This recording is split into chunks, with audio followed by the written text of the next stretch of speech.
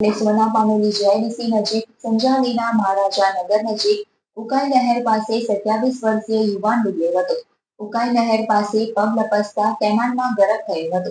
Panoli fire ટીમે શોધખોળ કરી મૃતદેહને બહાર કાઢ્યો હતો. પાનોલી પોલીસે અકસ્માતે મોતનો ગુનો નોંધી તપાસ શરૂ કરી હતી.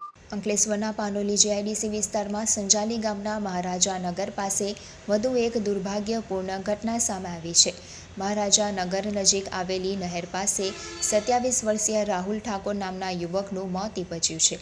યુવકનો પગ લપસતા તે નહેરના પાણીમાં ગરકાવ થઈ ગયો હતો. ઘટનાની જાણ થતાં જ અંકલેશ્વર નગરપાલિકા અને ડીપીએમસીના ફાયર ફાઇટરની ટીમ તાત્કાલિક ઘટના સ્થળે પહોંચી હતી. ફાયર ફાઇટરે ભારે જહેમત બાદ યુવકના મૃતદેહને નહેરમાંથી બહાર કાઢ્યો હતો. ઘટનાની જાણ થતાં પાનોલી પોલીસનો કાફલો પણ તાત્કાલિક ઘટના સ્થળે પહોંચી ગયો હતો. પોલીસે મૃતદેહને પોસ્ટમોર્ટમ માટે ખસેડ્યો છે અને આ મામલે વધુ તપાસ શરૂ કરી છે. યુવકના અકાળે અવસાનથી તેના પરિવારજનોમાં શોકનું મોજું ફરી વળ્યું છે.